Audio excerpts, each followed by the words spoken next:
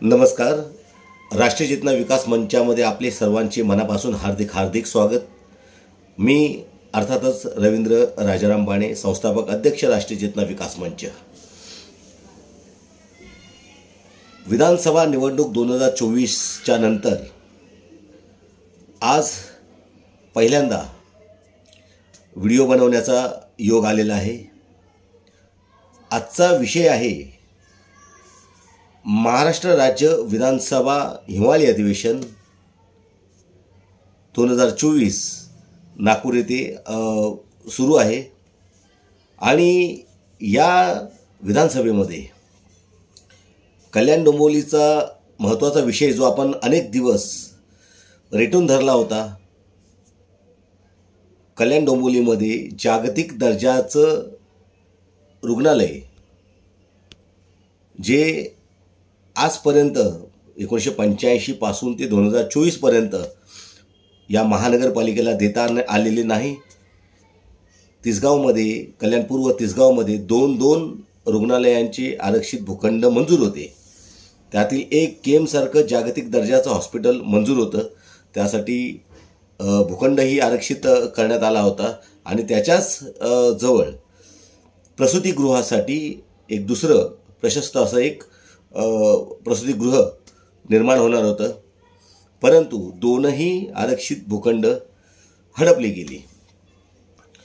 आता हा मुद्दा बऱ्याच दिवसानंतर विधानसभेमध्ये सन्माननीय कल्याणपूर्वेचे आमदार सन्माननीय सौ सुलभा गणपत शेठ गायकवाड यांनी हा प्रश्न सभागृहामध्ये लावून धरला. त्यांचं पहिली गोष्ट अभिनंदन की एक कळकळीचा जिव्हाळ्याचा प्रश्न, लोकांच्या भावनेचा प्रश्न आहे तो, आणि तो लावून धरला. त्याबद्दल त्यांचे मनापासून हार्दिक अभिनंदन. तर 2014ला कल्याण डोंबिवली 27 गावांसकट महानगरपालिका घोषित झाली. त्या अगोदर 27 गावं वगळता इतर बाकी जे उर्वरित क्षेत्र आहेत, कल्याण पश्चिम असो किंवा कल्याण पूर्व असो, हे अधोरेखित महानगरपालिका म्हणून आधीपासूनच जाहीर आहे. परंतु इथे कुठल्याही पद्धतीच्या आरोग्य व्यवस्था नव्हत्या. एक जागतिक दर्जाचं रुग्णालय इथे असावं यासाठी सातत्याने मागणी होत राहिली, परंतु त्याच्याकडे काही लक्ष दिलं गेलं नाही किंवा त्यासाठी काही फंडिंग केलं गेलं नाही. परंतु ज्या वेळेला स्मार्ट सिटी घोषित झाली, एक 10 वर्षापूर्वी साधारण 2014ला स्मार्ट सिटी घोषित केली, 6500 कोटीचं पॅकेज जाहीर केलं. स्मार्ट सिटीमध्ये अद्ययावत रुग्णालय ऑटोमॅटिकली येतं. आरोग्य व्यवस्था सुदृढ असेल तो ती स्मार्ट सिटी म्हटली जाते. स्वच्छ पाणी पुरवठा होतो ती स्मार्ट सिटी. उत्तम अग्निशमन व्यवस्था जिथे आहे, पायाभूत सुविधा आणि परिपक्व असं शहर जिथे आहे त्याला स्मार्ट सिटी म्हणतात. पण स्मार्ट सिटी घोषित करताना जे निर्णय करावे लागतात, या निर्णयाचा कुठेतरी अभाव आजपर्यंत दिसून आला.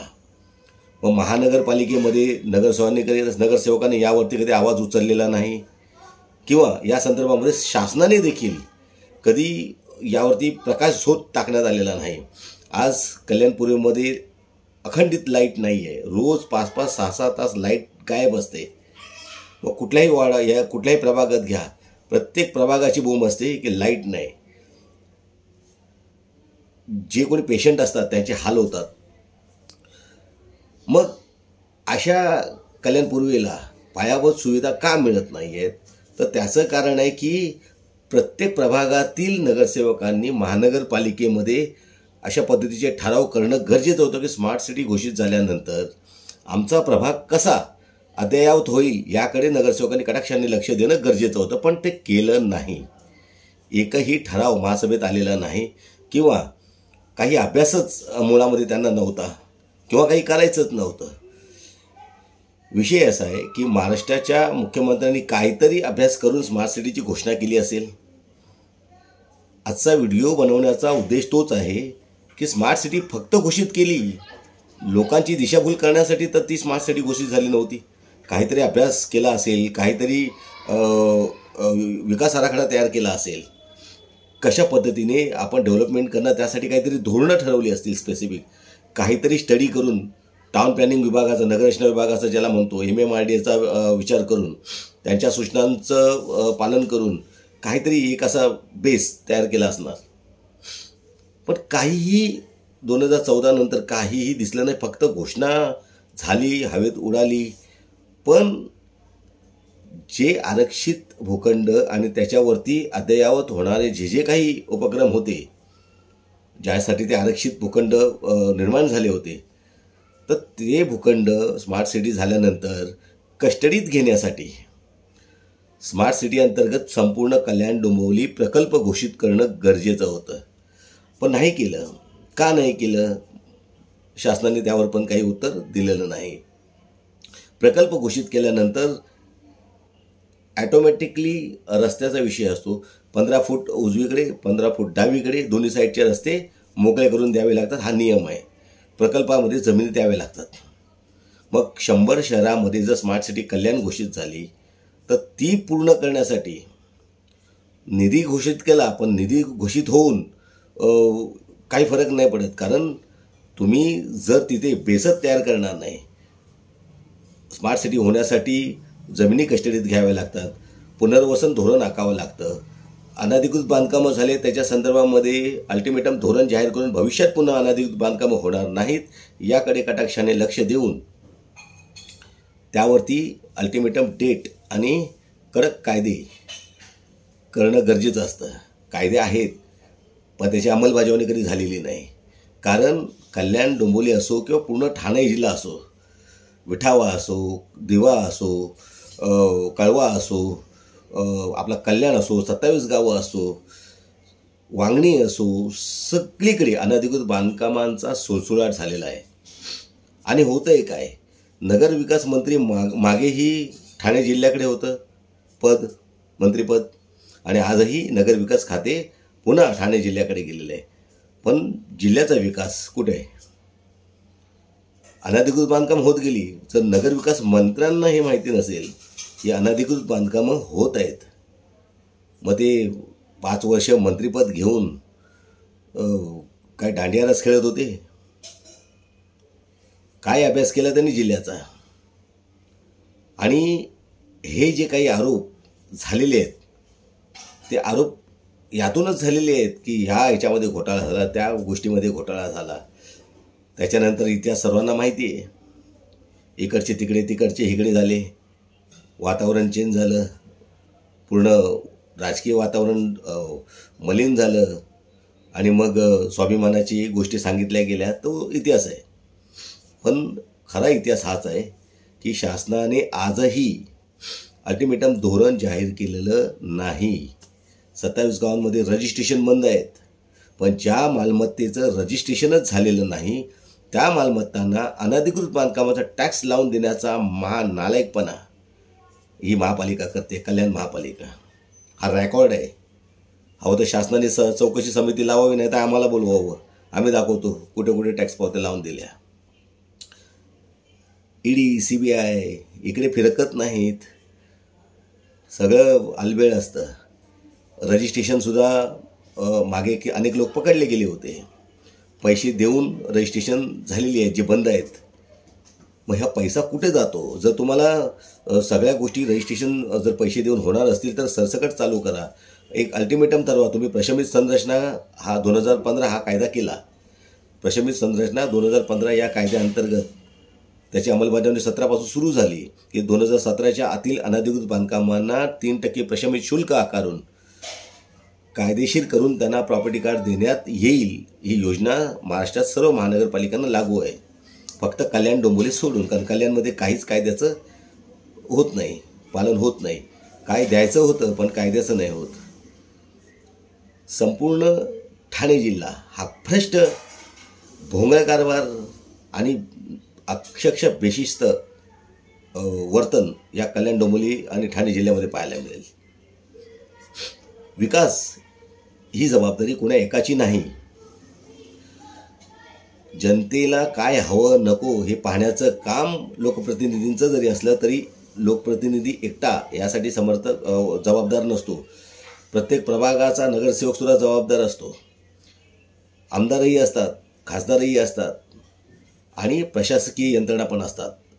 कारण जनतेने आपल्या हक्काचं शेत वाचवण्यासाठी लोकशाहीमध्ये शासन प्रशासन हे कुंपण घातलेलं आहे. आणि हे कुंपणच जर लोकांच्या हक्काचं शेत खाऊ लागलं तर मग कुणी कुणाकडे पाहावं. विधानसभेचं अधिवेशन सुरू आहे आणि कल्याणमध्ये तिसगावमध्ये हॉस्पिटल अद्ययावत रुग्णालय बनावं यासाठी जो काही प्रश्न सन्माननीय आमदारांनी उपस्थित केलेला आहे, यावर खरं तर मुख्यमंत्र्यांनी उत्तर दिलं पाहिजे. कारण ते स्मार्ट सिटीचे जनक आहेत. त्यांनी घोषणा केली होती की स्मार्ट सिटी कल्याण डोंबिवलीमध्ये होणार. आधी स्मार्ट सिटी नंतरची गोष्ट, एक जागतिक दर्जाचं हॉस्पिटल तुम्ही बनवून दाखवा कल्याणमध्ये. प्रश्न तर विचारला गेलेला आहे. बनवून दाखवा, जनता तुमच्या बरोबर राहील. जे आरक्षित भूखंड आहेत ते कस्टडीत घ्या. संपूर्ण कल्याण डोंबिवली महानगरपालिका ही स्मार्ट सिटी अंतर्गत प्रकल्प घोषित करा. कारण प्रकल्प घोषित केल्यानंतरच जमिनी कस्टडीत घेण्यासाठीचा मार्ग मोकळा होईल. क्लस्टर डेव्हलपमेंट नामक भांगार योजना कल्याणमध्ये नको. कारण ह्या योजनेअंतर्गत पुन्हा अनधिकृत बांधकामच जसं SRAमध्ये जे भ्रष्टाचार झालेला आहे तसाच इथेही होणार. निकृष्ट दर्जाची कामं SRAमध्ये झालेली आहेत. शेकडो एकाच प्रोजेक्टमध्ये 2-3 विकासक बदली होत राहतात. त्यामुळे लोकांची कुचंबना होते, आर्थिक छळ होतो आणि सगळा कारभार भोंगळ होऊन जातो. त्यापेक्षा स्मार्ट सिटी घोषित करा, जमिनी कस्टडीत घ्या, प्रकल्प घोषित करा कल्याण डोंबिवली संपूर्ण. त्याच्यानंतर प्रत्येक वसाहतीला सोसायट्या करण्याचा अधिकार द्या सन्माननीय जिल्हाधिकाऱ्यांच्या माध्यमातून. आणि सोसायटीसाठी ना हरकत दिल्यानंतर त्या सदनिकाधारकांना किंवा त्या सोसायटीला त्यांचा विकासक ठरवण्याचा अधिकार द्या. असं झालं तरच कुठेतरी चांगलं डेव्हलपमेंट होईल. पण त्यासाठी नगररचना विभागाने आपला प्लॅन हा जनतेसमोर सादर केला पाहिजे आणि जनतेला विश्वासात घेतलं पाहिजे. आज स्मार्ट सिटी फक्त कागदावर आहे. मुख्यमंत्री आहेत, नगर विकास मंत्री आता उपमुख्यमंत्री आहेत एकनाथजी शिंदे. त्याच्यानंतर देवेंद्र फडणवीस यांनी स्मार्ट सिटीची घोषणा केली. आता 2 उपमुख्यमंत्री आहेत. ऊर्जा खातंसुद्धा सन्माननीय देवेंद्र भाऊंकडे आहे. आता देवेंद्र भाऊंनाच आम्ही या व्हिडिओच्या माध्यमातून विनंती करतो की जी 75 ते 90 लाखाचा एस्टिमेट कल्याण पूर्वेला मंजूर झाला होता तो भूतकाळ होता. पण आता स्मार्ट सिटी जर तुम्ही घोषित केली तर अंडरग्राऊंड केबल योजनेला प्राधान्य द्या.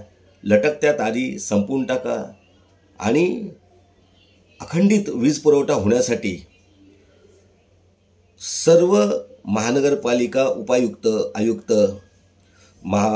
टाटा पॉवर अभियंता, JE, त्याच्यानंतर विविध शासकीय यंत्रणा, मग अग्निशमन असो, पाणीपुरवठा विभाग असो, एकाच वेळेला समन्वय बैठका आयोजित केल्या पाहिजेत. त्या आजपर्यंत झालेल्या नाहीत.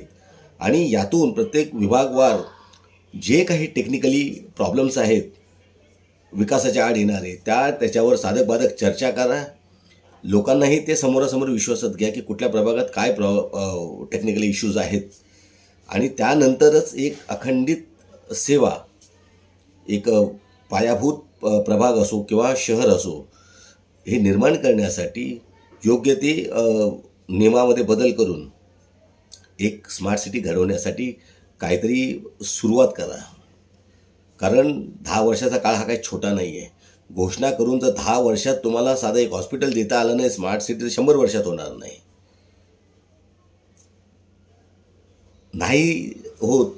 तर मग तसं सांगा की आम्ही फक्त एक निवडणुकीमध्ये हा एक फंडा होता घोषणेचा की आम्ही केली, ती होऊ शकत नाही, जाहीर करून टाका.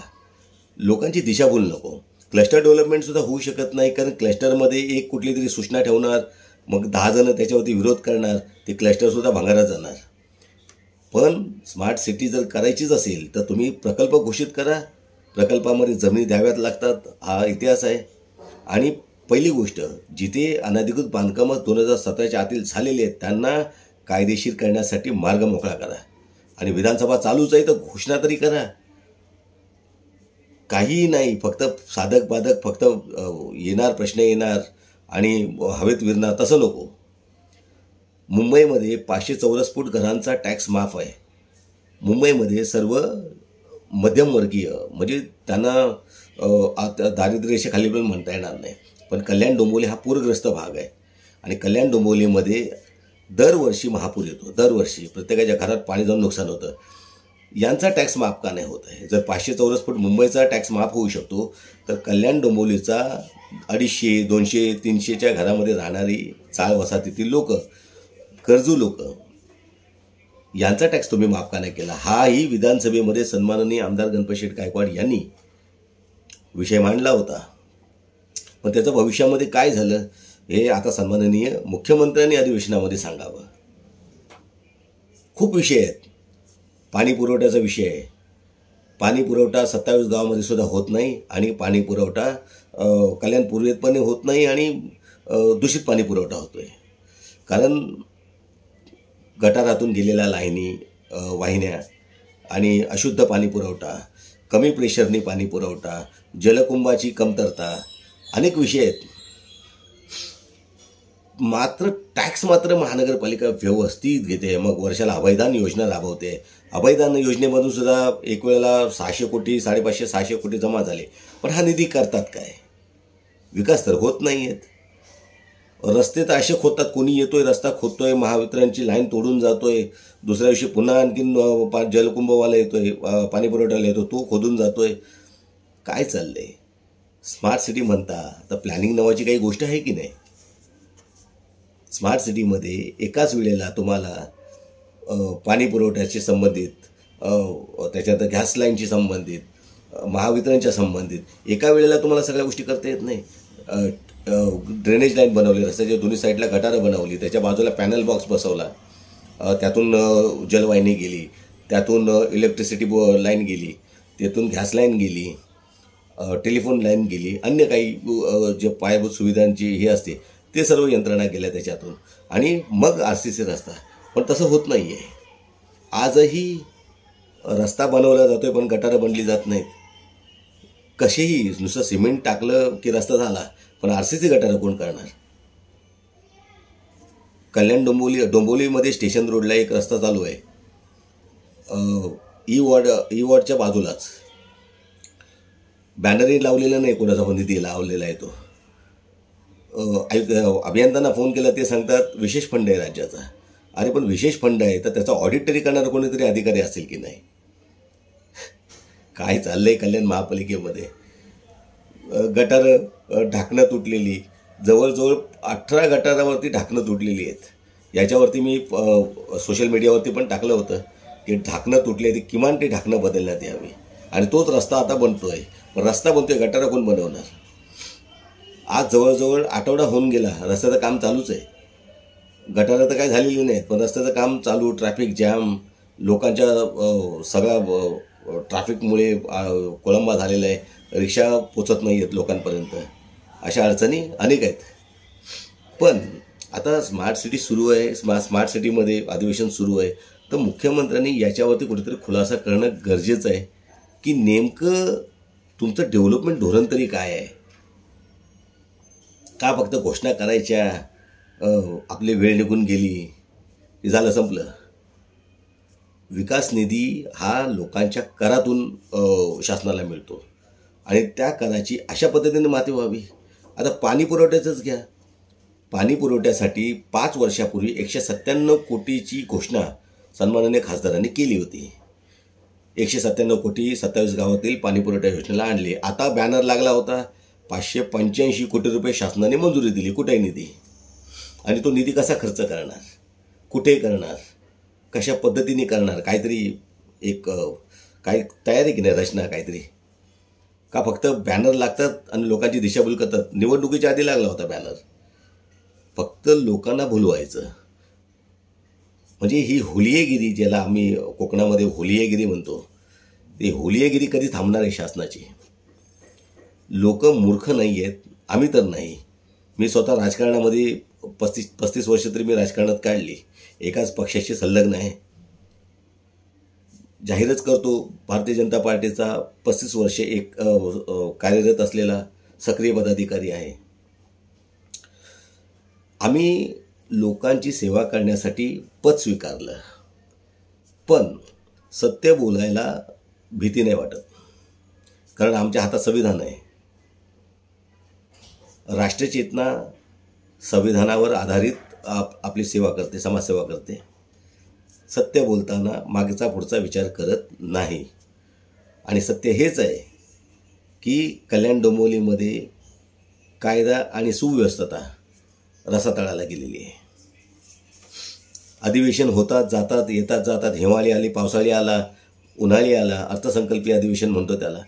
पण खरं तर लोकशाहीतून अर्थ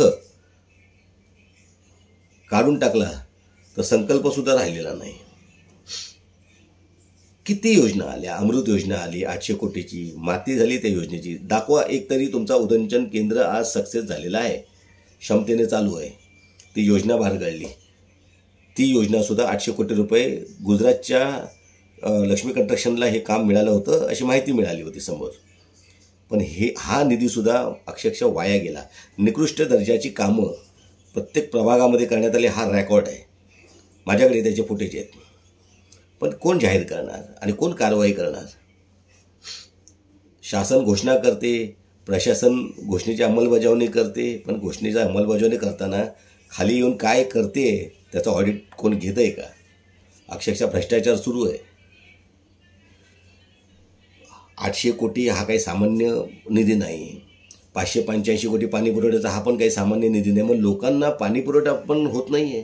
आज टँकर लॉबी सक्रिय आहे डोंबिवलीमध्ये, कल्याणमध्ये. आज बिस्लरीवाल्यांच्या पाण्याला डिमांड आहे, पण महापालिकेला पाणी स्वच्छ पुरवठा करताना नाकी नऊ येते. असं का? म्हणजे लोकांना अर्धा तास पाणी मिळतं, पण पाणी पुरवठा करणाऱ्या टँकर लॉबीला, बिस्लरी कंपन्यांना 24 तास पाणी पुरवठा होतो. हा काय प्रकार काय? विकासकांना पण पाणी मिळतंय, पण अमृत योजनेमधून जर वेस्टेज पाणी जर मिळालं असतं तर हा पाण्याचा अपव्यय थांबला असता. पण योजनाच नाही. योजना फक्त खाण्याच्या असतात. कसे आपले खोके भरले जातील हे पाहिलं जातं. विकासाकडे लक्ष नाही. हे अनुभवातून आणि अभ्यासातून बोलतोय. शासनाच्या पत्रकारांना सुद्धा, शासनाने जे काही पत्रकार आहेत आपले मीडिया, सोशल मीडिया, या मीडियावरती सुद्धा काही गोष्टी दाखवल्या जात नाहीत. कल्याण डोंबिवलीमध्ये फक्त चापलुसी अधिक प्रमाणामध्ये होते. जो बोलतो त्याला दाबण्याचं काम होतं. पण आम्ही कोणाच्या दबावात नाही. आम्ही जरी पद स्वीकारलं असलं पक्षाचं, तरी आम्ही बोलताना ते पद बाजूला ठेवतो आणि बोलताना एक सामान्य नागरिक म्हणून बोलतो आणि सत्य बोलताना अडखळत नाही. सन्माननीय मुख्यमंत्र्यांना माझी विनंती आहे, मी स्वतःही पत्र दिलेलं आहे 17-18 रोजी की अनधिकृत बांधकामांना कायदेशीर मान्यता द्या.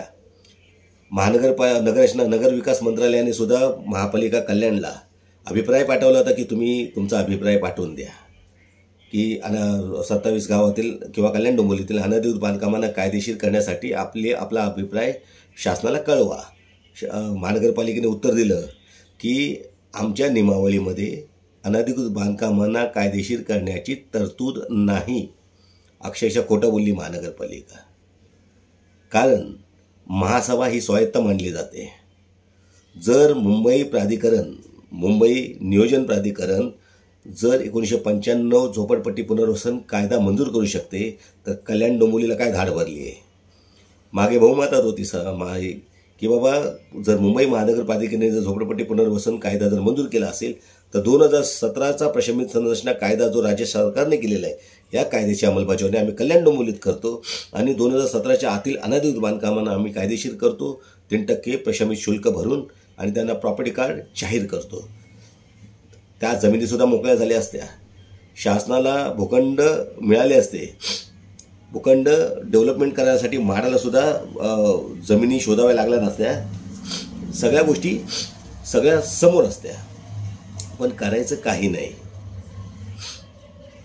फक्त मुद्दे मांडले गेले आणि थातूरमातूर आपली काहीतरी उत्तरं दिली. हे अधिवेशनामध्ये ह्या सगळ्या गोष्टी बघत बघत आज जवळजवळ मी 52 वर्षाचा होत आलो आहे. पण सत्य कारभार, सच्चा कारभार करणारा नेता आज तरी मला सभागृहात दिसत नाही आहे. जे होते ते या तर वर गेले, जे आहेत त्यांना दाबण्याचं काम चालू आहे. आणि हेच सत्य आहे. चोरांना अभय आणि सज्जनांना घरचा रस्ता. पाहिलं गेले, राजकारण ह्यालाच म्हणतात. राजकारणामध्ये आपला प्रतिस्पर्धी ठेवायचा नाही, हेच धोरण आजच्या तारखेला दिसून आलं. पण कल्याणच्या विकासाकडे पाहताना आज उपमुख्यमंत्री सन्माननीय एकनाथजी शिंदे आहेत. कल्याण डोंबिवलीमध्ये सुद्धा त्यांचं राहतं घर आहे. त्यांचा बालेकिल्ला म्हटला तरी हरकत नाही, कारण आता बहुमतामध्ये त्यांचा आमदार निवडून आलेला आहे 27 गावांमध्ये. आता तरी हा प्रश्न विधानसभेत येऊ द्या. केंद्रीय संसद तर तुम्ही गुंडाळलीच. संसदेमध्ये आरडाओरडा करून झालं, संपलं. लोकांचे प्रश्न गेले आता टांगणीला. अनिश्चितकालीन संपलं ते. अनिश्चितकालीन स्थगिती देण्यात आलेली आहे विधानसभेच्या कामकाजाला. पण विधानसभा तर चालू आहे. आता तरी मुख्यमंत्र्यांनी उत्तर द्यावं. हॉस्पिटल कसं निर्माण करणार, गार्डनचे आरक्षण आहेत ते कसे काय करणार, अनधिकृत बांधकाम होणार नाही यासाठी अल्टिमेटम धोरण कोण ठरवणार, पाणी पुरवठा स्वच्छ करण्यासाठी निधी नको, निधी मंजूर तर होऊन पुढे जाऊन काय होतं, लॅब होणार तो. पण स्मार्ट सिटी करण्यासाठी पाणी, अग्निशमन, वीज पुरवठा, त्याच्यानंतर विविध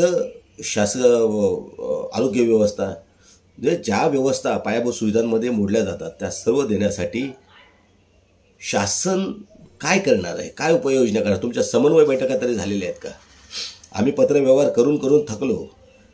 महापालिका तर निगरगट्ट आहे. सगळे अधिकारी, काही बोलायची सोय नाही. कारण नाण्याच्या दोन बाजू, शासन प्रशासन नाण्याच्या दोन बाजू आहेत. लोकशाहीचा एक जर नाणं म्हटलं लोकशाहीला, तर शासन एक बाजू झाली आणि प्रशासन एक बाजू झाली. पण हे दोन्ही बाजू गंजले आहेत अक्षरशः. कोणाचा कशात पायपोस नाही. मी स्वतः पत्र देऊन थकलो. आयुक्तांना पत्र दिलं, टाटा पवार अभियंत्यांना पत्र दिलं की समन्वय बैठका लावा. 4 उपायुक्त ठेवले आहेत. कशाला ठेवले आहेत? पगार पोचायला फक्त त्यांना. उपायुक्तांची कामं काय स्मार्ट सिटीच्या? काय त्यांनी प्रभागामध्ये येऊन कुठल्या जनतेशी संपर्क केला, काय त्यांच्या विचारणा केली, बाबा तुम्हाला काय हवं आहे, नको आहे, आणि इथे काय आरक्षित आहे किंवा काय. लोकांना काहीतरी सांगा तरी. काय आहे शासन? आजच्या तारखेला लोकांना माहितीच नाही काय आहे शासन. संविधान काय आहे हे सुद्धा जनतेला आजपर्यंत माहिती नाही. नागपूर अधिवेशन आहे, फक्त प्रश्न विचारले, काहीतरी उत्तर दिलं, पाहिलं जाईल, बघितलं जाईल. 2014 पासून तेच चालू आहे. राज्यपालांनी सह्या केल्या, कायदा केला, कायदा केल्यानंतर महानगरपालिका 27 गाव झाली. मग रजिस्ट्रेशन का बंद आहेत? अल्टिमेटम धोरण का नाही जाहीर होत आहे? पाणी पुरवठ्याचा विषय का वाढला आहे? 27 गाव सोडा, कल्याण महापालिकेमध्ये सुद्धा कायदा सुव्यवस्था का धोक्यात आलेली आहे? का धोक्यात आलेली आहे कायदा सुव्यवस्था? लहान लहान मुलं चर्सी गर्दुल्य झालेले आहेत. पोलिसांचा धाक राहिलेला आहे की नाही? नुसत्या पोलीस भरत्या केल्या गेल्या आहेत, पण ते कुणाच्या संरक्षणासाठी असतात? प्रभागामध्ये तर पोलीसच नसतात. बीट आहेत पोलीस चौकीमध्ये, ते टाळा लावलेलं असतं. 24 तास कार्यान्वित असलेलं बीट कुठे आहे? प्रभागामधली बीट हे फक्त आराम करण्यासाठी केंद्र झालेले आहेत. हे सत्य आहे.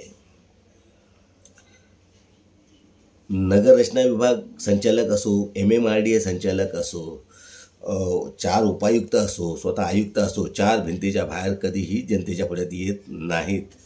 त्यांचं काम नाही आहे काय. लोकशाही दिन तुम्ही फक्त साजरा करता. अरे पण लोकशाही दिन जनतेसमोर येऊन करा ना साजरा. आले प्रभागामध्ये, आज समजा प्रभाग 104 मध्ये घेतला जनता दरबार. पुढच्या वेळेला दर 15 दिवसांनी मी म्हणतो जनता दरबार झाला पाहिजे प्रत्येक वार्डामध्ये. तरच लोकांमध्ये काहीतरी जागरूकता येईल. प्रशासन आणि जनता यांच्यामध्ये ज्या वेळेला समन्वय होईल त्यावेळेला कुठेतरी विकास कामं जलद गतीने होतील. पत्र दिली त्याची उत्तरं साधी मिळत नाही. तिथे अशा पद्धतीने समन्वय घडवून आणणं म्हणजे काळ्या दगडावर बोलतात पाण्यात म्हस गेली त्याला उठवण्यासारखं होईल. आता राहिला प्रश्न विकासाचा. त्याच मुद्द्याकडे आता पुन्हा एकदा वळूया.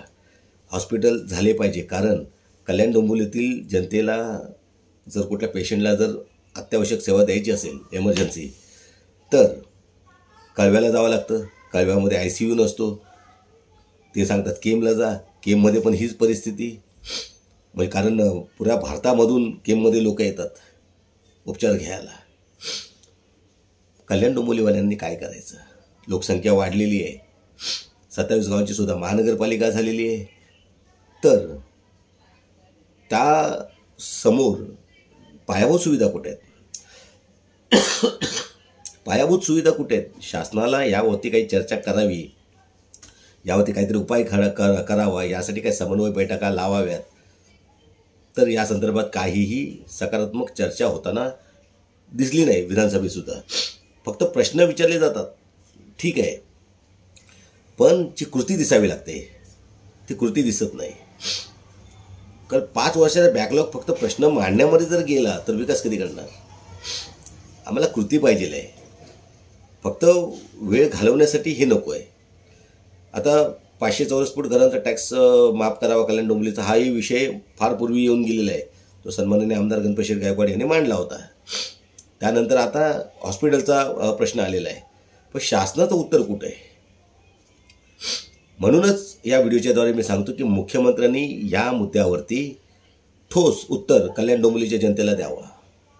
विठावातील अनधिकृत बांधकामं असो, पूर्ण जिल्ह्यातील अनधिकृत बांधकामं असो, 2017च्या आतील अनधिकृत बांधकामं कायदेशीर झाली पाहिजेत.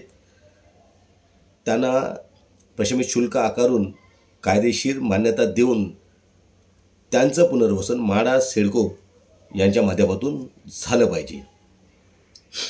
दुसरं, अनधिकृत बांधकामाचा अल्टिमेटम धोरण डेट ठरवला पाहिजे. आता अधिवेशन चालू आहे.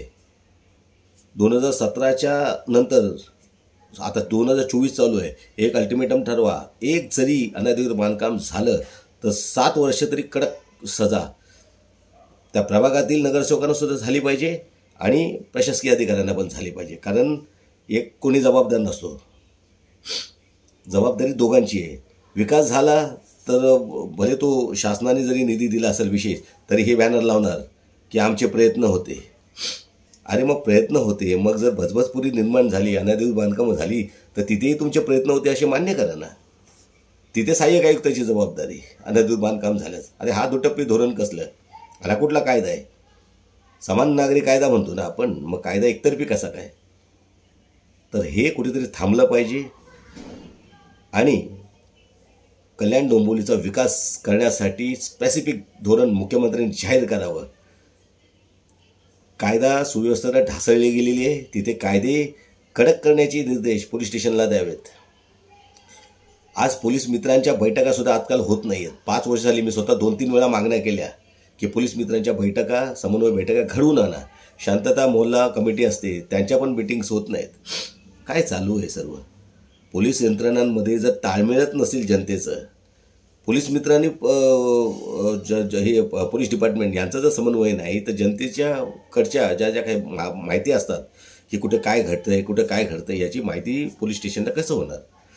एकूणच संपूर्ण भोंगळ कारभार सुरू आहे आणि कल्याण डोंबिवलीचा विकास असंच सुरू झालं. नगर विकास मंत्रालय जरी आता पुन्हा एकदा ठाणे जिल्ह्याकडे गेलं असेल तरी वाटत नाही काही सुधारणा होईल. अपेक्षाच राहिलेली नाही. कारण मागे ज्यांना नोटिसा बजावल्या त्या अनधिकृत बांधकाम सम्राटांना, त्यांना दिलासा देण्याचं काम याच शासनाने केलेलं आहे. रजिस्ट्रेशन बंद ठेवायचे आणि मागच्या दरवाजाने टॅक्स पावत्या लावून द्यायच्या अनधिकृत बांधकामाच्या. कशाला फसवणूक करते जनतेची? जर टॅक्स पावत्या लावणे जर नियमात बसतंय तर रजिस्ट्रेशन का बंद केलेले आहेत? करारनामे चालू ठेवा. शासनाचा महसूल का बुडवता तुम्ही? तुमचं जर धोरण ठरत नाही या अनधिकृत बांधकामाचं तर तुम्ही रजिस्ट्रेशन का बंद ठेवले?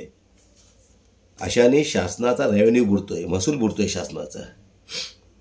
तो रेव्हेन्यू जनतेच्या विकासासाठी खर्च होऊ शकतो, पण तुमची तिजोरी भरण्यासाठी हा निर्णय तुम्ही घेत नाही, हा स्पष्ट आरोप आहे.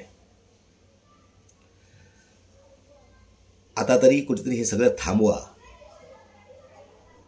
मीही पदाधिकारी, मी या सगळ्या गोष्टी मांडू शकतो, पण आम्हाला राजकारणाने किनाऱ्यावर ठेवलं इतकी वर्ष. आम्हाला कधीही साधं नगरसेवक पद दिलं नाही उभं राहण्यासाठी. अशा शासनाकडून मला विश्वासच राहिलेला नाही, अशा पक्षाकडून सुद्धा मला विश्वास राहिलेला नाही. माहिती आहे सर्वांना की कोण किती अभ्यासू असतो, कोण काय असतं, पण दगडाच्या गळ्यामध्ये दगडाला अक्षरशः बसवलं जातं. तो दगड काय करणार? ते आम्ही त्याला मडके बाबा म्हणतो. मडके बाबा काय करणार? ज्या मडक्यांना भोका पडली आहेत त्यात विकासाचं पाणी राहील का? असो, आता तरी काहीतरी करून दाखवा. रडून रडून नगरविकास खातं पुन्हा ठाण्याकडे आलेलं आहे. लाडकी बहीण योजना झालं, संपलं. आता लाडका कल्याण आणि लाडका स्मार्ट शहर ही एक संकल्पना पुढे आणा आणि कल्याण डोंबिवलीचा काहीतरी विकास करा रे. दया करा कल्याण डोंबिवलीवर. आता हे बजबजपुरी पाहून अक्षरशः भांड्यात पडतो जीव. काय होणार आहे कल्याण डोंबिवलीचं? लहान लहान मुलं व्यसनाधीन झालेली आहेत.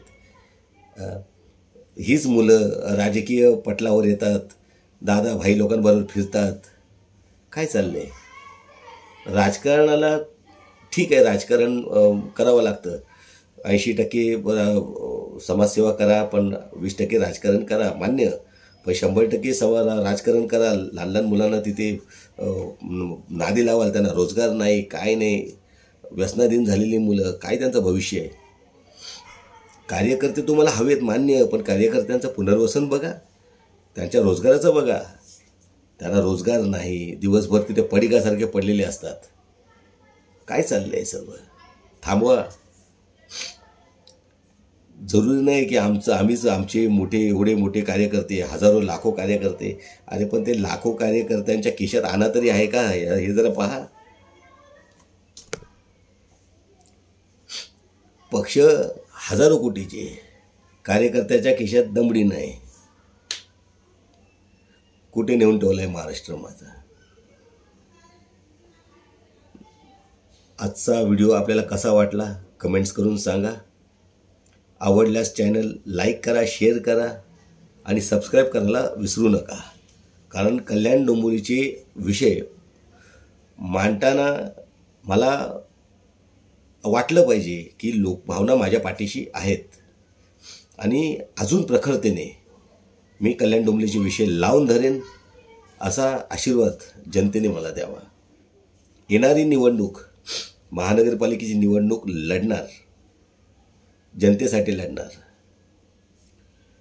पण जर साथ दिली तर एकटा महासभा गाजून सोडणार सर्व, तेही जनतेला घेऊन सोबत. नमस्कार. जय हिंद, जय महाराष्ट्र, जय संविधान, जय भारत.